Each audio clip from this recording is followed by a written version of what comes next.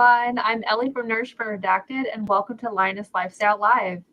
Hey everybody, and I'm Cristie from Meeting Wellness, and I am so excited to meet with you this evening. And speaking of meeting with you guys, we are so excited to let you know that we'll be actually meeting with you again this week. Yes, I said again this week. It'll be Thursday at 3 p.m. Pacific, otherwise known as 6 p.m. Eastern. It's because we have a bonus episode for you guys with our special guest, Alia Wells. So we hope you can join us for that. Hi, you guys. I'm Hayley from Meatiswhereitsat. If you have a question for our awesome guest, please put a question mark or QQQ in front of your questions so we can see them and get those to her during this live.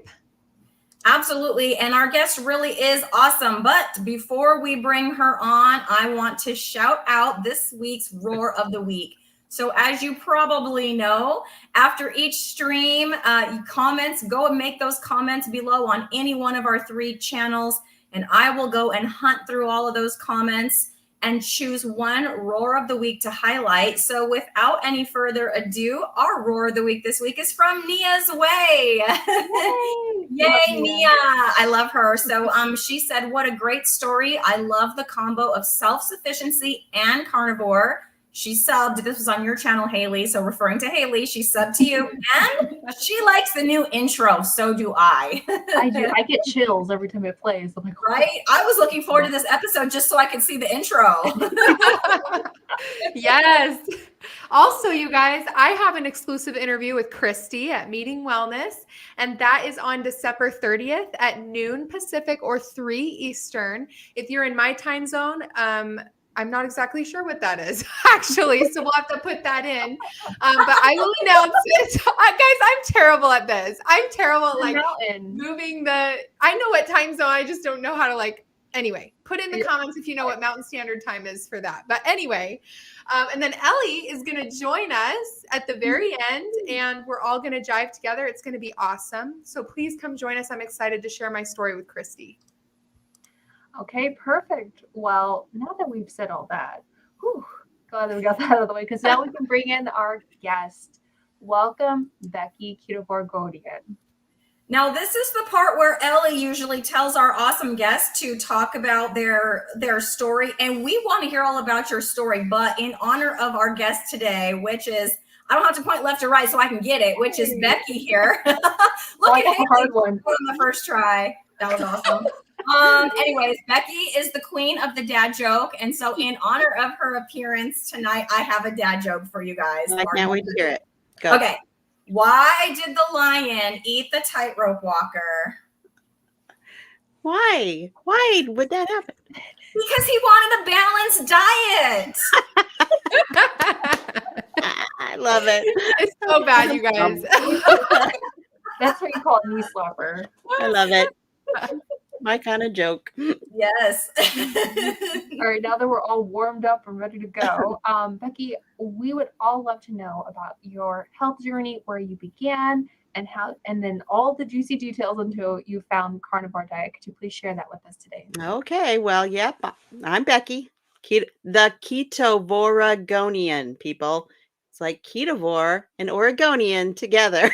I hear it so many different ways. Might need to change it. But I have actually been web chick with a Y online since 1997. So that's my Instagram handle. And I want you to know I'm not going to change that. I'm 61 years old. I'm twice divorced, the mother of 3 adult children. They were, I was born in Iowa, but I moved to Oregon in 1966. I grew up on white bread, margarine, Kool-Aid, and Captain Crunch. But I wasn't a fat kid. I had kind of a chubby spell before I hit my teens, and I was teased relentlessly by the 10-year-old boys and my brother, but I really wasn't fat as a teen. But I was definitely a sugar addict and even shoplifted for my addiction. My main red flag of this problem, that something was going wrong, was that I had absolutely irregular periods from day one. I had so many pregnancy scares as a young person. I thought, I must be pregnant. No, it was just, I just realized I had this weird cycle. But I didn't tie that, the hormone imbalance and stuff, to also the cycle of rage and depression that started as a young woman. My first marriage to my high school boyfriend was just a roller coaster of outbursts and drama, alcohol and debauchery. I mean, I was out, but I was so relieved because he was so abusive when he flew away. He was in the Air Force and he flew away to South Korea on an unaccompanied tour, and I got to go back home to Oregon. And I mean, that was a pretty nice time in my life to be away from him. In that era of my life, this was the early 80s. I really got into aerobic dance and jogging, leggings and everything. I was hardly eating though, and I was partying way too much. But that's when I met my second husband. So my new husband and I, we started over in Portland, and I went to see a new doctor up there. I think I weighed about 125 pounds at the time, but I totally had body dysmorphia. I thought I was huge, right? I grew up, of course, in the era of Twiggy and Farrah Fawcett, skinny as thin as you can be, right? So, but anyway, the chart was happened to be left in the exam room when I was at the doctor's office. And yes, girls, they were paper back then. They weren't on a computer. And it said I was obese. Like she had written the word obese was in my chart. And like I was maybe 10 pounds above what I'm 5'2". So I was like, I mean, I had been down to 115 and people thought I was gaunt. They were saying, you've lost too much weight at that, So I was trying not to be worried about having gained this extra weight back. And then this doctor was telling me, she didn't tell me that, but, I saw that that's what they saw. And so I thought I started actually really worrying about it, but I also knew there really wasn't any hope for me because I would eat a whole package of oatmeal cookies, the soft ones with the raspberry jam, on the way to work. And I would go to McDonald's for lunch every day, and we maybe had hamburger helper for dinner. I hated planning meals and cooking. I didn't care about my health. The only thing that saved me was that I lived in a city at the time and I had to walk a lot.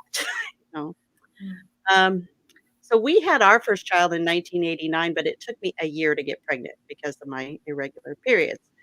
But I found out I was pregnant with our daughter when he was just 8 months old. So there was something that happened, like right after breastfeeding and then, that kind of stable hormone period. And I mean, I just didn't think I would get pregnant, because of everything in the past. But after that pregnancy, my health just fell apart. I gained weight very rapidly and I was totally miserable. All I wanted was cookies or fries. In 1992, though, my gynecologist finally diagnosed me with PCOS, right? But because I'd been able to get pregnant and I didn't want to have another child, I wasn't too concerned about it, and neither was the doctor. Just put you on birth control pills and, you're fine. When I wasn't on the pill, I would get migraines every time my period started, but that was only every 4 to 5 months. So being on the pill helped, right? But by 1996, we had the internet and I started doing some research on what PCOS was. And even back then it was connected to metabolic syndrome. They were calling it that. And that it just absolutely described me to a T. It wasn't just the irregular cycles. They were talking about insulin back then, insulin resistance, hyperinsulinemia.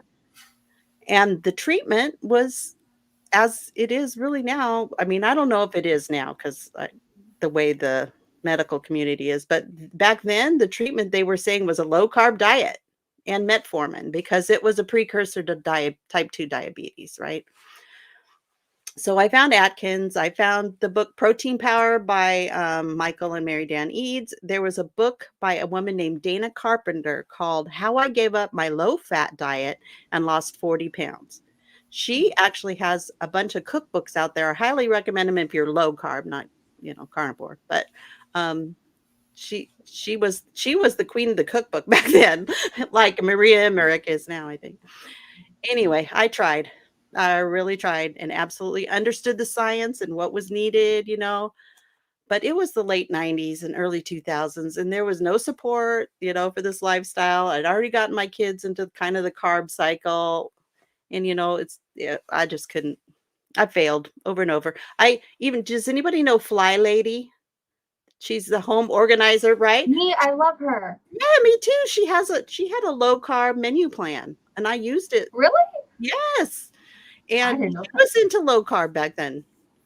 And then I tried Nutrisystem. Like, Oh, I did that too. they Oh, went God. low carb. They're low, I mean, I even was so desperate, I went to Overeaters Anonymous, right? But I kept bouncing between 200 and 240 pounds for years. I think I got under 200 once for a hot minute. And then in 1998, because I forgot to take my birth control pills, I found out I was pregnant again. So surprise, my little surprise baby came. A lot of people didn't even know I was pregnant.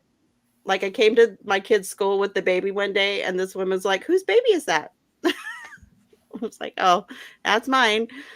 But but all during this time, I was emotionally unstable, very depressed a lot of the times, and like I said, would cycle between depression and rage, or just being not able to cope. And by 2005, my husband was done with all of it, and I have a lot of regret about all of that. I think he was just super frustrated. I did work sometimes, but mostly just stayed at home and hid from the world. I'm kind of an introvert, like, Ellie knows, INFJ. But I was just afraid. I was afraid a lot, afraid of being seen, like, because how could you miss me? Fear of not being able to do things physically, fear of disappointing my family, fear of being found to be an imposter, fear of not fitting in, fear of making mistakes and being judged. I was suffering. Becky, why are you saying my life story? Yeah, mine Sorry, too. but continue. no. We can just log out right now. Becky can take over. Yeah. Sorry, It's hard. So It's relatable. hard. Yeah. I did finally get on antidepressants, but no one ever talked about diet remedies, then, and it was too little too late for my husband. He pulled away and moved on. But I just felt left behind and unable to keep up in the world, in life. So while all of that was happening, though, I was dealing with something I suspect a lot of obese women of childbearing years endure silently. It's not something we talk about, because it's embarrassing. I had developed a rectocele. And for those who don't know what that is, it's when the muscle wall between the vagina and rectum become damaged, and the rectum prolapses into the vagina. So it starts because there's some kind of damage, usually childbirth, but I am firmly convinced that, it was just the constant intrusion of bulky, fibrous, plant-based foods, all the cookies, cake, candy, fries, burger buns, chips, pizza, rice, pasta, veggies, everything, right? Just constantly stretching it beyond what it's meant to be, to hold. So, and when the rectum's not aligned properly, then you get all sorts of issues. Constipation, it feels like constipation, but then you'll get unexpected bowel movements. It was there were historically ways women dealt with it, using something called a pessary, but my doctor was like, no, we're just gonna have some surgery. So had a 7-hour surgery in 2008. Oh, because my uterus started to prolapse too. And this was all while I was still very obese. So I had my uterus and my ovaries removed. The colorectal surgeon fixed the rectocele. My urologist put my bladder back where it was supposed to go. So 3 surgeons, 7 hours. But after I recovered, my husband filed for divorce, and I went into immediate menopause. That was horrible night sweats. I mean, you're just soaked, and I opted not to go on hormone replacement therapy, but the best part was I didn't have migraines anymore. So oh, I'm sorry. What was your age when you went into the menopause? I was 45. Okay. Yeah, that's pretty early. Yeah. right? So, um, so there I was, divorced, feeling horrible, but I had to sell my house, get a job, raise our youngest alone. My older two kind of graduated pretty soon after that. Um, and in the ensuing years, I was diagnosed with type 2 diabetes, reverse psoriasis, high cholesterol, high blood pressure, low vitamin D, anxiety, depression. I was on all the medications for all those things, 3 meds for the high blood pressure. And still somewhat cycling between the bouts of depression. And, I had to kind of just cope. But, weekends I slept a lot. I felt so bad for my son. He I've talked to him about it lately. He felt hugely responsible as a little boy for his mom, which he shouldn't have had to. So, but anyway, by 2018, I'd had enough. I started attending a great church, and I was just sort of feeling convicted about not getting this in order. And I remembered low carb, right? So I had actually even heard about Carnivore back in 2010 or 2011 because of Kelly Hogan and the Zeroing In on Health group. But when I went online, the first group I found was Keto Connect, which was Matt and Mega website. And then there was Dr. Berg, Dr. Westman, then Dr. Barry and Nisha, So I started keto and did that sort of inconsistently for 4 years. I was walking some, lost 80 pounds very slowly, like maybe 20 pounds a year. And then I saw Kelly Hogan. I saw her start her YouTube channel. I was all over that. And I joined Steak and Butter Gang and really enjoyed Danny Conway when she was back there. But like I said, I was so inconsistent. I kind of think of myself as doing like what Two Crazy Ketos kind of keto, sort of incorporating some of the treats, but, being mostly meat-based. And so by last year, I was feeling really good. The number on the scale didn't really connect to the body recomposition I felt I was getting. I felt like I was smaller because I was like a size 16, but I know how much I would have weighed to wear a size 16 back in the 80s, right? Like it was 30 pounds less, right? So you know how it messes with your head. But my doctor took the diabetes off my chart. She still wanted me to go on a statin. We kind of argued about it, so I fired her. My blood pressure was controlled on the meds, so I stayed on them.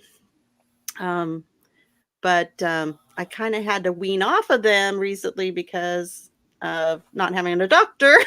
So to get my prescriptions refilled. So I'm still finding that if I don't drink enough water, my blood pressure goes up. So trying to stay hydrated. But as some of you know who followed me, you know that back after all of this was going on, after losing all the weight, I had a weird kind of convergence of things that happened. People started, mostly men, started commenting on my weight loss. It kind of made me nervous. And then I turned 60 and I got kind of depressed about being alone after 15 years. And then I joined the Carnivore group in December, and she was telling us that, what our macros should be. And I was like, 1,398 calories. That's what my number was because I was sedentary in this group. And I was like, I really started doubting myself and the way I was eating. And then I decided to make sugar cookies for my some volunteers, and then I ate them, and then, off the rails. Oh, Been there. yeah. The So yo-yo dieting.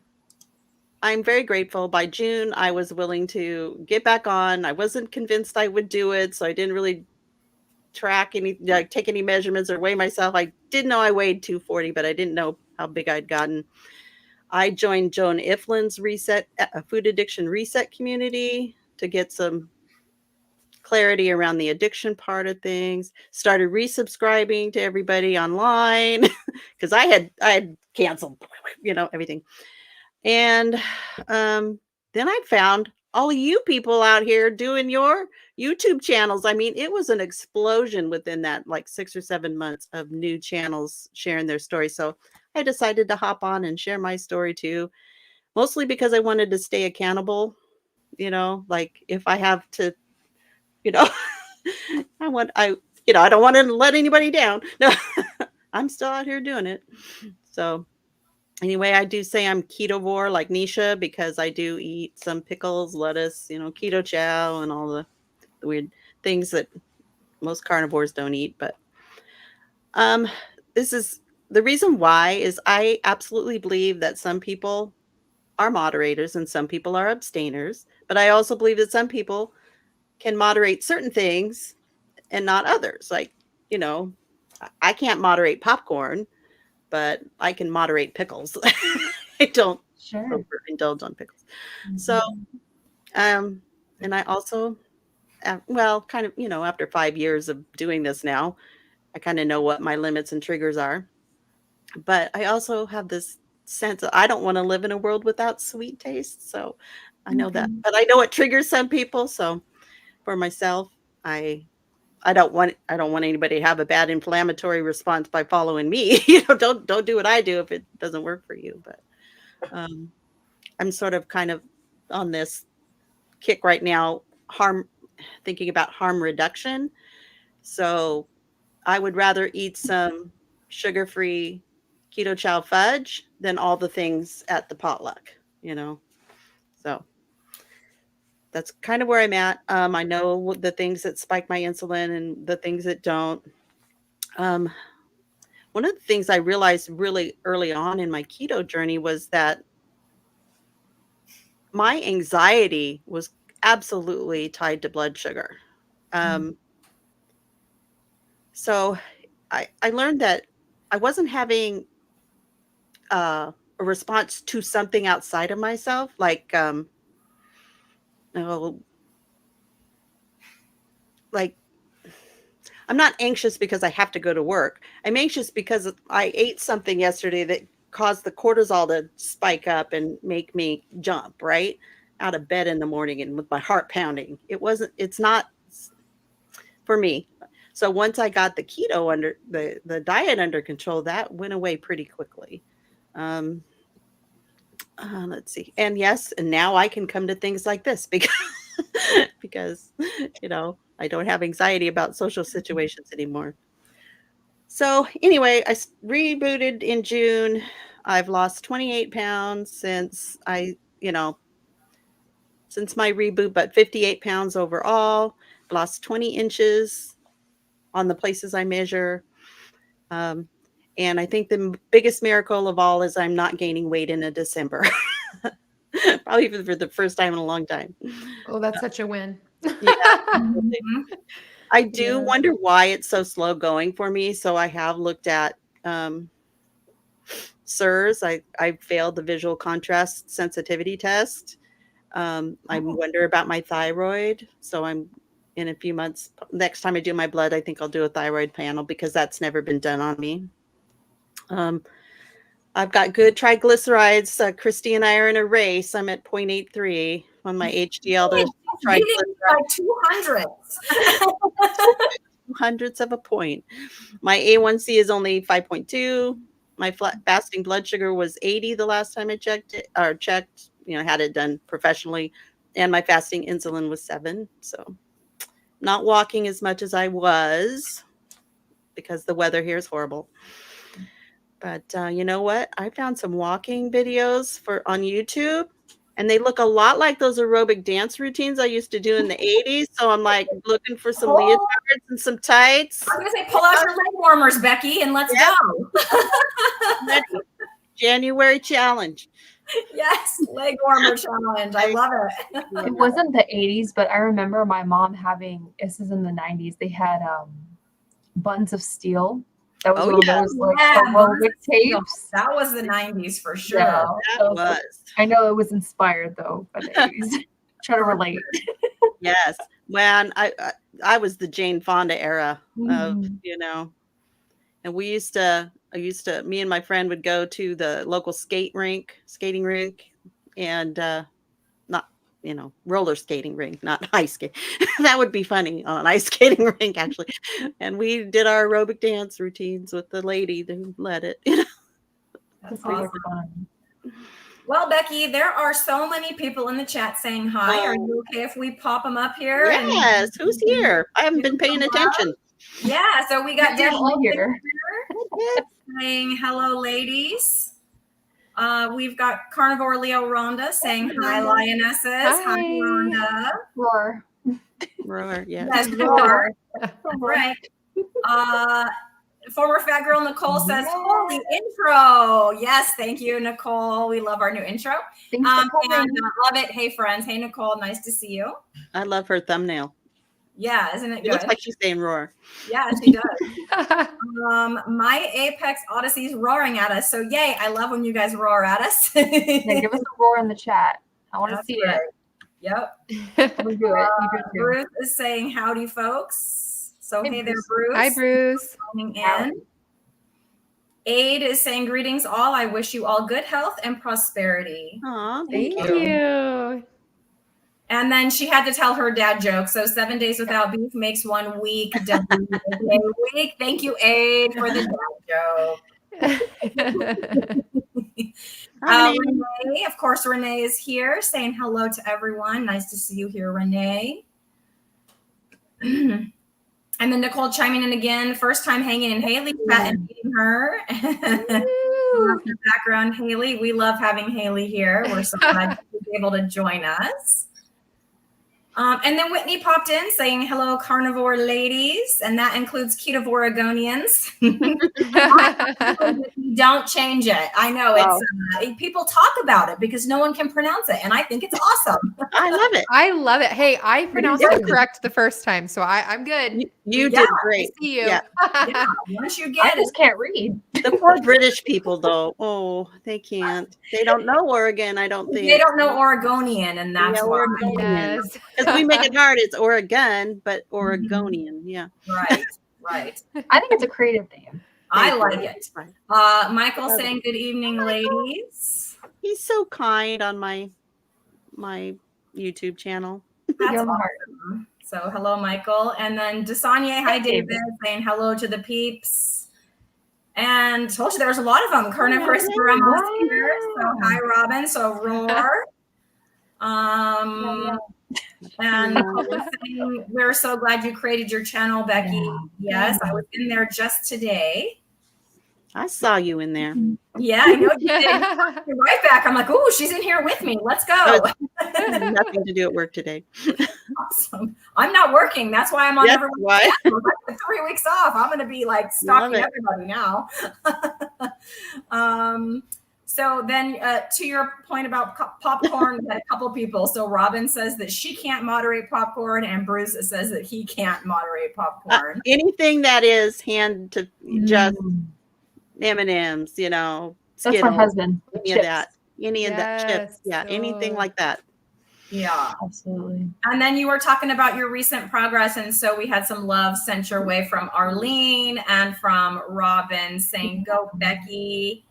And I think I got to the end of the starred one. So we have a question for you, Becky. So Nicole is asking, thank you for sharing your story, Becky. It resonates so much with my journey, and I know it will with so many others as well. Nicole, was there a question there? No question. She just wanted her face She to be up there. wanted me to pay attention to her.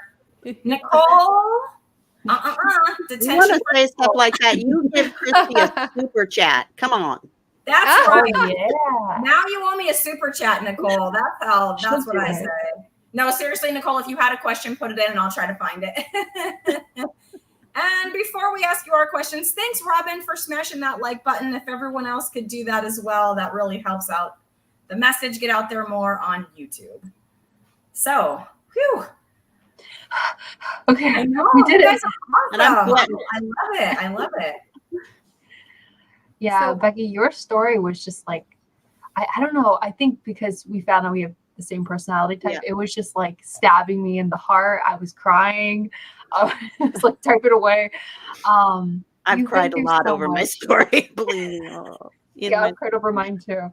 It just feels good to know that we're finally on the right track, and that all those past pains can now compound into a beautiful future. So yeah, I love hearing your absolutely. story. I love embracing my new life. And yeah, there's so much regret, but my children see the difference. They've acknowledged the difference. They're very happy for me. Um, Do you so feel yeah, I like mean, that all of those, traumatic situations like the divorce and the way that you felt about parenting your son and things like that, do you feel like a lot of that stemmed from a deficiency in nutrients? I Like that your absolutely, diet was affecting that? absolutely do. Like, if only, I could Yeah. have. I there was a time. Okay, so we moved from a town on the Oregon coast to Eugene in the year 2000. But prior to moving, we had to come up here and find a house, right? So we came up and spent the night, and we went to the IHOP next door to the hotel, and we had breakfast. And I never was an orange juice drinker, but at that breakfast, I had probably waffles and potatoes and whatever and orange juice. And I ended up like, I might as well have been drunk. I couldn't cope. I was like this in the car, like trying to stay awake. Like, so you can't tell me it's not a horrible impact on your brain and your body. Right.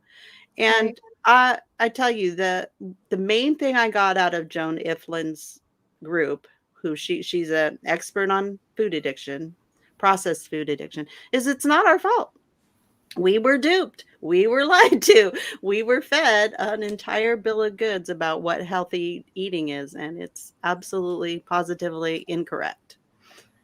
And we have not just one generation, because not just two, not even just three. I believe my grandmother, my dad's mom, who was also obese, even in the 40s, 1940s, I believe she was using processed foods and Crisco, Right. and she paid a price too. So it's gone on way too long.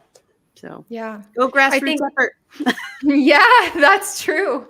Yeah, I think it's just, I know it can trigger some people when we draw a parallel between the addiction of like alcohol or drugs or anything really to food addiction, because you Hmm. could maybe label it as like, well, that's more extreme. But in my opinion, food addiction is more extreme because we have to eat every day.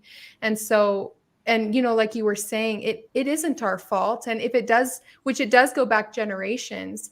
So your grandma had your mom, and she, in her creation of your mother in her womb, obviously wasn't optimal, right? We know that Right. Right. that it starts in the womb and it starts as we go, and our brain development and all of those things. And so it's like Right. all these layers. Like, it's not our fault that our genetics aren't optimal because our parents didn't know what they knew, and all that stuff. And it is easy, in my opinion, to get a little bit upset or angry Yeah. sometimes, like, Yeah. especially for you, having gone through so much in your life. Like, it is hard maybe to not get angry or upset.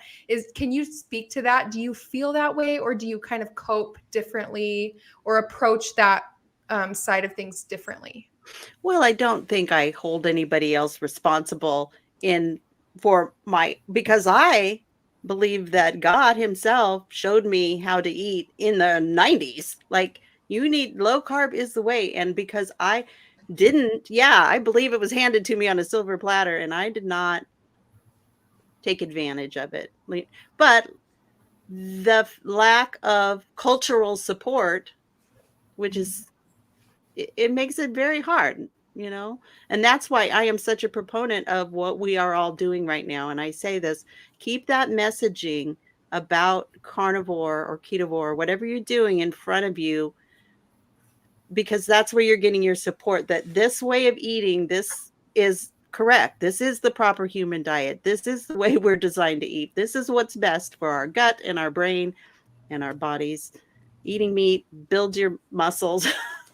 I mean, wow, have we been lied to? And staying So away that from makes those me mad. It makes processed me mad at the big food, big foods. pharma, big Mhm. tobacco, and all of that. It doesn't make me mad at the people who at my church who are still bringing macaroni salad to the potlucks, because they don't Right. know. Not judging people, we're Yeah. judging all of the decisions that we didn't even get to make We because didn't it just have a was the say in. information at hand. Yep, absolutely. Man, that chat's going. Yeah, sure. Oh, they're just in there going and going. We're making up for you, Becky. We need. Yes. So Yeah. on your channel, I've seen, Becky, you had been doing, now you said the weather is terrible, but you've been doing a lot of walks and hikes. You want to tell us about that? Like, when did you start that? Why are you incorporating that? Is that a big part of your lifestyle when the weather's good? Yeah, well, it absolutely has been for many years now, but because I decided to name my channel Keto Oregonian, I thought, well, how can I incorporate my walks and do something that I didn't do for, the bulk of my life. I did not get out and see my own beautiful state because I couldn't walk, I couldn't hike, I couldn't do all that. So I just want to take people along and show people how pretty Oregon is. And so, yeah, that's why I'm doing that. So I do those and my updates and Vlogmas. I'm sorry Vlogmas got interrupted. I don't know if you saw my last couple Vlogmases, but yeah. So Yeah, so yeah, sorry. I watched your Vlogmas. I think it was from yesterday. I was going to ask you how your Home Alone themed Christmas party at church went. That was like a blast. I was like, I got to ask her how it was. Well, I don't know why, but they started at 4:30 instead of 5:30, like was in the church bulletin. I got there late. I don't know. It was weird. I was watching Home Alone 2 with a bunch of the kids. Some of the kids played video games. It was fine. It was fun. My socks were a huge hit. With the youth pastor's face on them. That's awesome. I love that. Oh man. But all I ate was the topping off of a slice of pizza. The cheese. Yeah. Well, speaking of how you're doing with foods, Arlene Blackwood wants to know, how does Becky do with cheesecake? So you talk about how some can moderate some things and not other things. I think maybe that's what sparked this question. Yep. If I made a keto chow cheesecake and had it in the house, it would be gone tonight. So I would only make that if I was going someplace and other people would be eating it. Yeah, I can't moderate cheesecake either. That's not something I can do either. Not me either. Yeah, I'm really curious about how, because I'm doing carnivore as an experiment, for a full year. And I'm just really curious to see how, when I do start to bring some foods back, obviously low carb, no processed foods. We're done with those. Yeah. Those foods back into my life. I'm curious to see how I do react with that, and like, how would I react to a cheesecake being in front of me? I don't know. So we'll definitely see. But I think it's really important that you know that you can't have it around you, and I think that's pretty powerful. I was struggling at that party though. The smell of the pizza, that smell. It's just it's why I don't go to movie theaters either, because that smell is triggering. Do you feel like sensory things are really overwhelming for you sometimes? Yeah, absolutely. Yeah, that's an INFJ thing. That's our basket. My son is INFP, and it's really bad for him. Yeah, I could totally see that. Yeah, Arlene said, that's me too. I got on the cheesecake train last year quite often and gained 10 pounds. Ooh, sorry. That's tough. Yeah, we feel that. Take much. That's sugar, sugar. I mean, I say this to people when they're asking me how I've lost weight and how, I talk about how the word carbohydrate has the hydrate in it, like sugar, water chases it, like it's held on. You're not just gaining fat, you are storing so much fluid and inflammation. And I look at my face from back when I weighed 270. I just can't believe how inflamed, how round, how my eyes were so recessed, and now they pop out, It's crazy when I look at everyone's before and after pictures. Yes, there's weight loss, but it's not just fat. You're absolutely right. There's always a huge difference in the the face, the inflammation in the face. Puffiness. Yes. It's like, and I really related to you about the body dysmorphia, because I feel like I had that a long time. Like my heaviest was 240, and Cristie, I think you've all seen it at this point, but because I share it a lot, but just like my before and after picture, or before and current pictures. Mhm. And I just can't recognize who I was back then and why I thought that I was thinner than I actually was. Like I was in denial. Like I knew I was overweight, but I was in denial of it. Yeah. And it's just I look at when I was younger and go, why did I think I looked like I did at 270? yeah, it Yeah. goes both ways. Absolutely. You know, Oh. Yeah. Mm. It totally gets me that your doctor wrote obese in your chart but didn't talk to you about it. What is Yeah. with that? This was Like, I don't know if that's a question, but I'm 1987. like, why? Because they think they're the authority and they just hold all the, like, I don't understand that. If they're going to write it in there, then they should at least have a discussion with you. Yeah, I don't remember her saying anything about it. I just happened to see it there.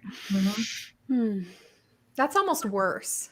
And now it's like, Instead of them just bringing it up, like, oh, I just saw that, but she's not going to tell me, like, as a professional. I don't know. That's bizarre. Yeah. but in the recent years, when you go in, here's your sheet of plant-based diet. They don't really talk to you. They just give you, Right. And I'm not saying that your doctor's advice would have been good advice, but I'm just saying that's a whole other level. Just Right. writing in there secretly, like they're, keeping information from you or something. Has your doctor are you seeing a doctor? And No. you're not? Okay, so you haven't that. gotten feedback from one. So last year, I went in weighing 80 pounds less than I had weighed at my highest. No comment about that. My blood pressure's well controlled. My A1C's absolutely normal. Yes, the previous doctor wouldn't take the diabetes off my chart, but this one did. But oh boy, she said, I really want you to be on a statin. And I'm like, I know my LDL is high, but but can you tell me what kind of LDL? Is it the big fluffy ones or the small sticky ones? And she just said, after we talked about it a little, she's like, well, I just can't help somebody who wants to just take their health into their own hands. I'm like, aren't we supposed to be partners? That? Yes. I'm like, can't we work? I'm just like, I'm dead. Yeah. So I decided to take my health into my own hands. I used Own Your Labs this year. Nice. Yeah. So I have a question for you. You've mentioned like a few medications. Can we just get a rundown on those? Like what medications were you taking? Okay. Are you taking? How's that going? I'm not taking anything right now, though I probably should be for my blood pressure. I was on metformin. I switched between Lexapro and Paxil. I was on a statin, atorvastatin. 3 different medications for high blood pressure. Like one was a diuretic. I can't even remember the names of them. Sorry. I took a baby aspirin because I was told to. I had a cortisone ointment for the inverse psoriasis that I had. And inverse psoriasis is a little different than the plaque psoriasis. It causes shiny red skin in skin folds. Mm-hmm. But that's gone away. So I don't take anything for that. I don't have dandruff anymore either. So I don't have to use dandruff shampoo. I was on 25,000 IUs of vitamin D at one point. So that's a lot. You sound like me. Were you living in your house? You didn't leave your house, right? I didn't leave my house, but now I do. I don't know what my vitamin D is right now, but I take a supplement. And I really am worried about my thyroid. So I'm taking thyroid supplement right now. But that's about it. Okay. Wow. Well, that's great. Yeah. We have a few questions here. So Dasanya wants to know if any of us have made definite plans for attending the Hack Your Health conference in Austin, Texas at the end of May 2024. David, I believe Lindy is going to that. I don't know if Lindy's still here. Lindy and Todd are going. Yep. Anyone else? I'm You'll have thinking to wait about and it. see. We'll see. Thinking about it. Yeah. Oh gosh, you guys, we should all go because I would love to meet all of you. I know. Well, everybody go. It's in Austin, and my mom has a cousin there, so we're currently in discussions trying to see if we can stay at my mom's cousin's house. I'm for sure it could happen, but we just got to get our get all that stuff straightened out. So I might be there. My son lives in San Antonio, my oldest, so it's not very far from there. There you go. Think about it. I know there was another question. Sorry, I don't see it now. Let me know if you guys see it, ladies. I thought there was another question in there. Maybe it was the cheesecake one I was thinking of. But in the meantime, Derek Dulce stopped in and saying hi there. So thank you for popping in. And then we had some comments on the sugar when you were talking about that. Sugar lights up the brain the same as a drug. I absolutely believe it. You get that dopamine hit and you just need more and more and more to satisfy it. Yeah. I mean, and then, sorry, go ahead. I was never hungry. I didn't know what that meant. I could eat a bag of chocolate chip cookies and then a bag of Chex Mix and then and on and on and on. Like no stopping point. Yeah, that stuff never gave me an off switch either. Like I could eat a whole bag of Doritos and then be like, okay, what's next? Until you actually get that, it was never up here in your mouth. Yeah. Mm-hmm. Yeah. Yeah, there's mouth hungry and then there's stomach hungry. That's what I used to say. I'm like, I was always ready for more. Yeah. I get hungry after the stress of bedtime, like putting my kids to bed. Oh, yeah. I'm like, Garrett, I'm snacky. He's like, no, drink some water. Yeah. Quick. Yeah. Oh I've been feeling very snacky after my dad passed away, and the the emotional little hunger. stressful, but he would say, "Don't snack." He'd just say, "Don't do it." Yes. So Listen to Alexander says he brought to his church potluck. I brought chicken wings and a rabbit. Yeah, that's what I've started doing is just bringing foods I know I can have. That way, at least there's going to be something there for me. And Arlene, now Arlene understands your name. See, Becky, winning hearts, one live stream at a time. I will conquer this YouTube yet. You will. There you go. Philip went about the state of Oregon, and now she understands, and she'll probably be able to pronounce it correctly from now on. And then in regards to the doctors, just like handing stuff out. So like Renee's like, yeah, my doctor just gave me a paper for the DMV for a handicap tag. And Nicole said, mine either Renee just handed me a CPAP machine for sleep apnea and a prescription for blood pressure. Sorry that happened to you. I don't want to talk to you. They got 15 minutes with you, Yeah. Hey, Greg. Hi, Greg. Nice to see you in here. Welcome. So how are you going to handle Christmas? Are you going to be eating, like having family at your house? Are you going to be going away? What are you going to do? At my house.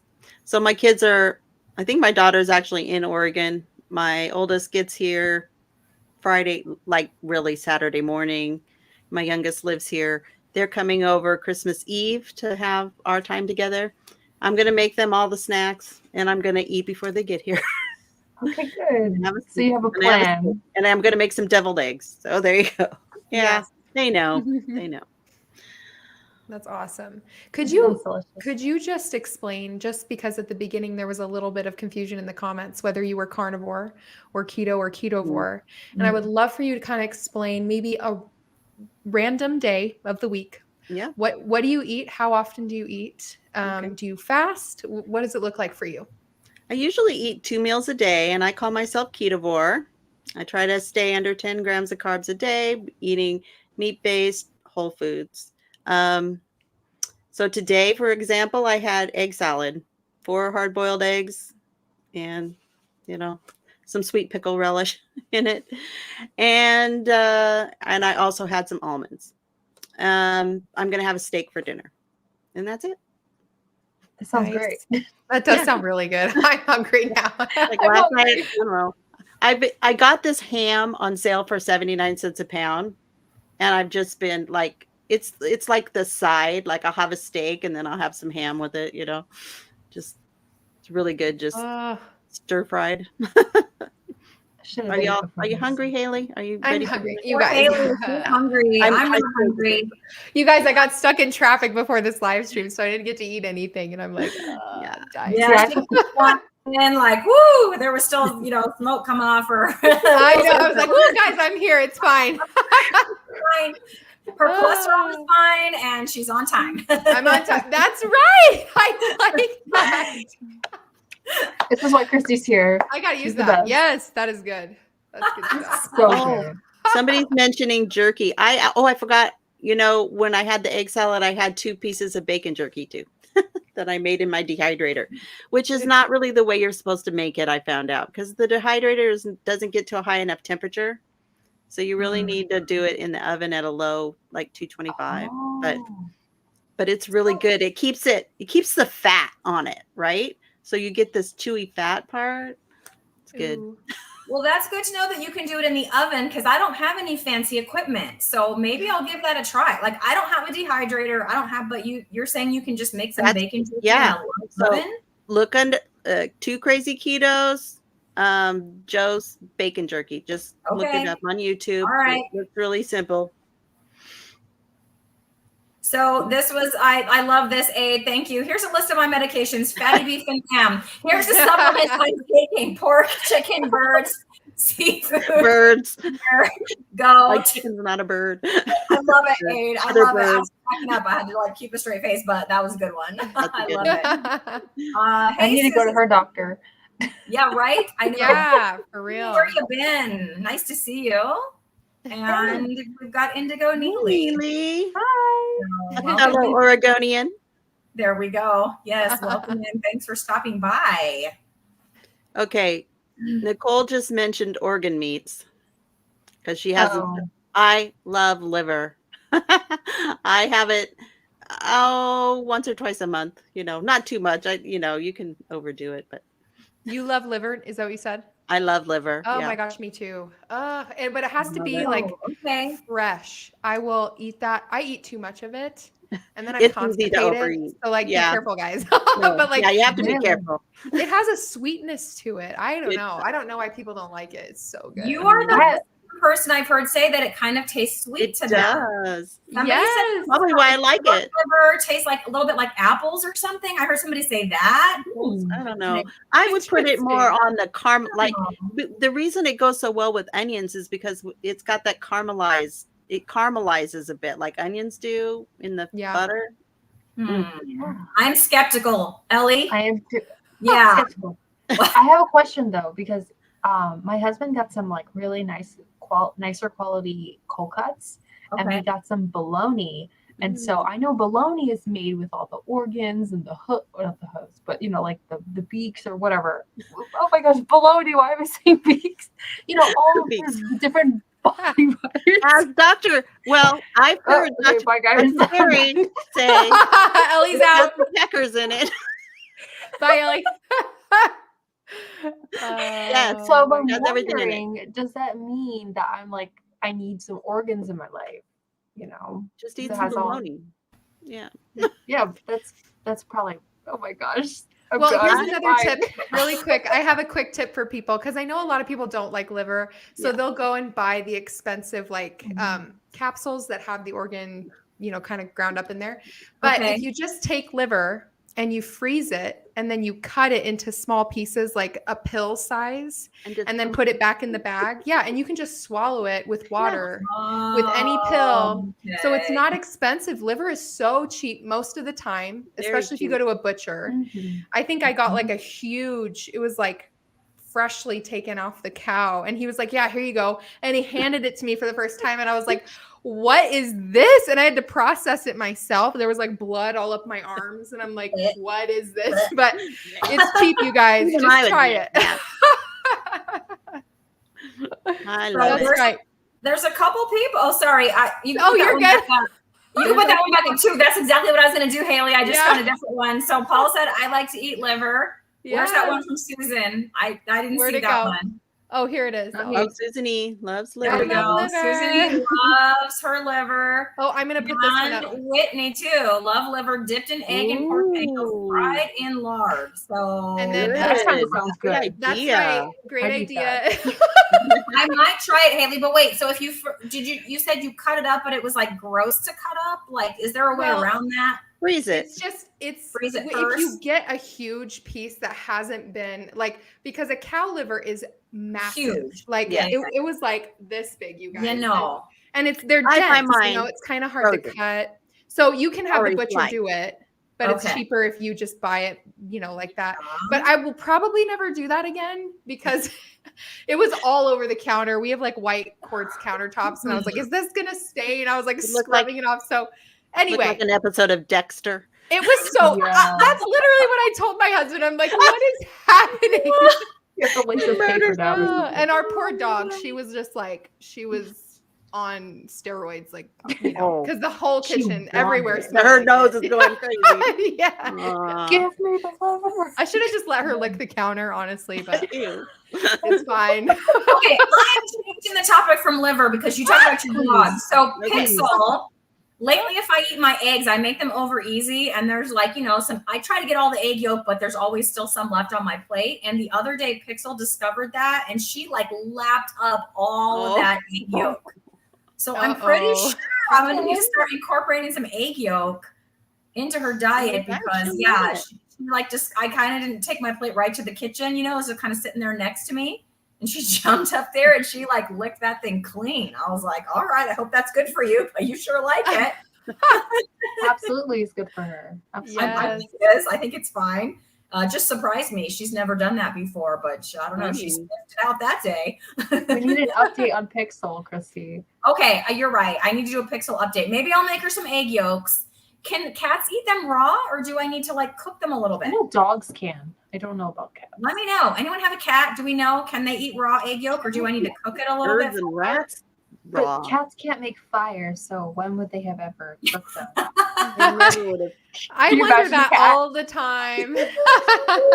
Okay. Rub their paws together.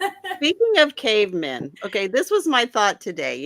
You're supposed to drink all this water, right? I'm trying to drink more water instead of Diet Coke, right?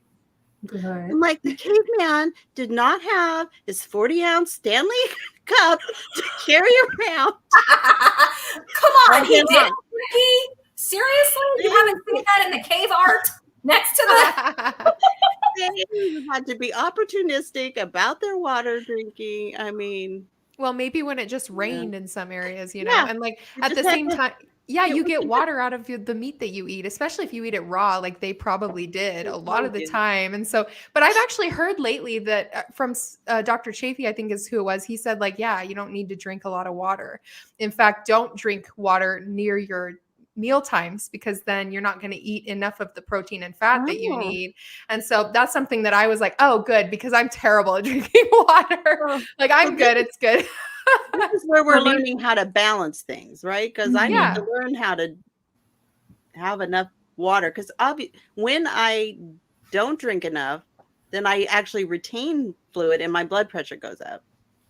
So I'm trying to figure out how to naturally reduce my blood pressure. I think the exercise helps more than anything, but I got to get my walking shoes on. Hey, Yes. Cristie, Yeah.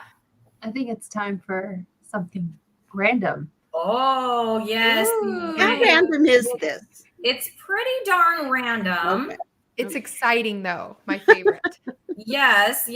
So I've got a wheel here, and it is the meaty question wheel.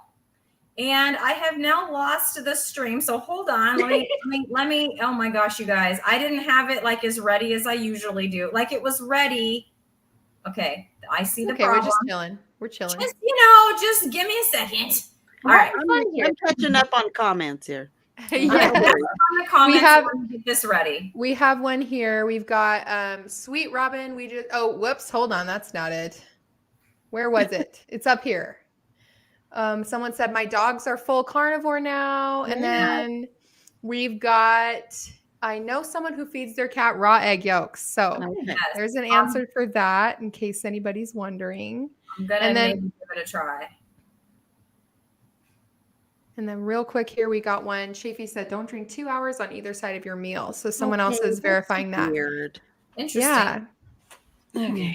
Okay, I have the wheel, you guys. Sorry about that. I usually have it set up in full screen and I didn't, but it's ready now. So here it is. So as you can see, Becky, it is, we got like 8 questions on there and you don't know which one you're going to get. And I see that.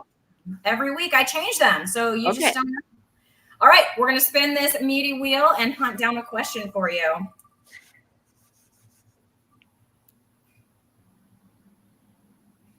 Okay, we did indeed hunt down a meaty question, Becky. Inflammation and you. How has inflammation affected you? And has a meat-based way of eating helped? Well, all you have to do is look at my photos from 2016 and you'll see. Oh, I was so inflamed, especially in my face. But I also had really bad joint pain. I had to have carpal tunnel surgery, and that is really because you're too inflamed inside, right? It's not if you don't, if you're not, then your nerves wouldn't be pinched, right? So I was diagnosed with arthritis in this shoulder and it doesn't bother me anymore. I did hurt this shoulder trying to lift up my 40-ounce. I don't have a Stanley, but 40-ounce stainless steel mug. I went back like this. I shouldn't do that, to pick it up because it was on the nightstand. But it's getting better faster. I took a very bad fall at camp in August, and my knee got better so much faster than it would have, So,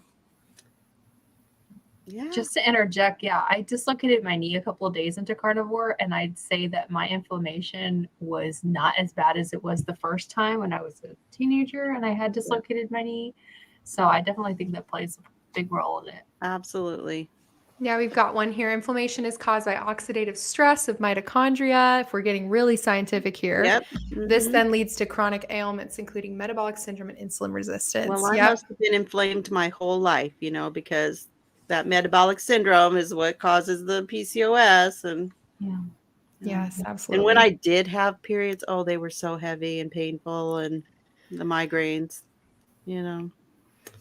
that bothers me so much, the periods thing. I would tell my husband, I would say, I'm literally mad at God. Why did he make it so that women are like this? Because no one, when you forget your first period, your mom's like, oh yeah, it hurts, you'll deal every month for the rest of your life. And it's like, that can't be normal. And it's so not normal, but we've normalized these things. We've normalized the pain and the bitchiness and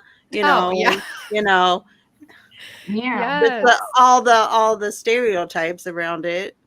I was actually kind of grateful that I wasn't typical. I didn't have periods every month, and I was really glad to get the uterus out, to stop it all. But I am now thinking, what repercussions from not having the hormones that I did have, from the ovaries. But I don't know if it's making it harder to lose weight. Although your adrenal glands do start trying to, they produce some of your testosterone, which is what estrogen's made from. And so, right. But if you have insulin resistance, it can't work. So, yeah. There was a video I just watched on that, and I don't remember what video it was. I think it was Ben Bickman being interviewed by another doctor, like a female doctor, but I can't remember the video, but it was all about that. It was women's hormones and weight gain. Yeah. So if you search Ben Bickman and something I saw that one. Did you see that? Because I was thinking of you when you were talking about that, because they were talking about the role that estrogen plays. And then after menopause, we become like mere mortals, like the rest of, of the world. And testosterone, estrogen going, it can help. Yeah. Testosterone changes where fat is deposited too. So if you're testosterone heavy instead of estrogen heavy, it's going to be more in here in the visceral fat that men get with those big tummies, which I'm grateful mine's not like that. Mine's flabby, but it's not. So I wanted to put this up here and get your guys' input here. I've been wondering, a lot of discussion about inflammation without defining it. So Becky, do you mind telling us your definition maybe of inflammation? Yeah, that is a good question. Well, okay. I think Arlene was probably onto it, that it's a dysfunction of mitochondria. It's something going on in the cells, and I'm not a scientist. I don't understand it. But your face does not have fat deposits, really. Very limited. But this bigness of your face, why does this happen? And why does inflammation cause water retention and edema and stuff? I'm not a scientist or a doctor, so I don't understand it all. But you know it when you have it, it when you feel it. What causes joint pain? inflammation impinges. It causes swelling. I think of swelling, don't you? Mhm. That's what I was thinking. Inflammation. So it's my understanding that there's like 2 types of inflammation, and one is like the chronic low-level inflammation, and that's kind of, Paul, in my opinion, what they're talking about when they're talking about that this diet helps with inflammation. They're talking about the chronic low-level inflammation. So having that for a day or having that for one meal is nothing's going to happen. But eating the standard atrocious diet for 40 years, that it's that low level of inflammation due to like overglycation of the cells and all of that is what's going to lead to whatever, like however that might show up for you. So in some people it's type 2 diabetes, in some people it's Alzheimer's, in some people it's fatty liver, whatever it is. And probably a lot of that then is genetically triggered, right? So Dr. Lisa Wiedemann was talking about that. She was saying it because I was with her on the Carnivore Roundtable on Sunday. It's like exactly what you're saying, Becky. So it's like genetics loads the gun, but then the food pulls the trigger. So like whatever your genetics are, if you're eating the standard atrocious diet, that trigger is going to get pulled and it's going to express itself however your genetics are loaded. Right. Exactly. Well, and I just looked it up because I didn't know how to explain it either. So WebMD actually says that chemicals from your body's white blood cells enter your blood or tissues to protect your body from invaders. This raises the blood flow to the area of injury or infection. It can cause redness and warmth. Some of the chemicals cause fluid to leak into your tissues, resulting in swelling. So if you're talking about someone's face, that's the second type of inflammation though, Hayley. That's when you have an injury. So like if you break your arm, the first thing that's going to happen is, there's going to be some swelling and some inflammation there. And that's like the first thing that happens. And it's part of the healing process. That's, you want that. If you hit that's a good response. That's a good response. Yes. Right. I'm just saying it can kind of like maybe be but that sort of makes sense pulled over about your face and in general. It's more fluid than fat. It's not fat. Right. Yes. Yeah. Let's see. Cellular dysregulation, Adi is saying, which creates hormonal and it's a very fine-tuned system that knows how to work when you feed it right. Right. Yeah. Well, ladies, we have been at this for an hour and 8 minutes. I think already? I know. This is too much fun, you guys. Mike came in right at the end and we're just having a good time. But I think it's time we, roar our way out of here. All right. Yes. So in the chat, now some people were roaring at the beginning. I got a woof, you guys. Bruce woofed at us earlier. No, sir. Dogs. We will take meowing. We will take roaring. We'll take whatever you got. There you go. Thanks, Indigo. Indigo Neely, thank you. This is what I was trying to say. Okay. Yes. Yes. Right. Yeah, that makes sense. Totally. Yeah. Good discussion. Thanks, chat, for being helpful. Yeah. I fun. learned some things today. It's been fun. So should we roar? And Hayley, you're going to count us down and then we're all going to roar. Okay, guys, in the comments, put those roars down there if you want to be up on the screen. We'd love to see them. Okay, ready? 3, 2, 1. We did it. Mike stuff. The Carnivore Hive mind knows stuff. Yes, they do. Oh, Erin. Hi, Erin. Yes, One put there. up those roars. She whooped at us too. Okay, Erin, I see how you're going to be. And her dogs. We love you, Erin. We'll see you on the 26th right here. Yes. Well, we got a lot today. Go, guys. Woo. Awesome. Raw. Meow. I like it. Meow. I like it. Beautiful. Susan, roar. Raw. That's a good one. Raw liver. Where's our lions? Yeah, we got some. Good job, you guys. Yes, good job. Oh, Ellie. I contributed. You You had to did. roar twice. I love it. That's 2 roars from Ellie. She's feeling good. All right, you guys, it's been great. We will see you all. Actually, the extra episode on Thursday, right? At 3 Pacific or 6 Eastern. We have an excellent guest for you guys. So tune in. Otherwise, we'll see you next Tuesday. Bye, everybody. Bye.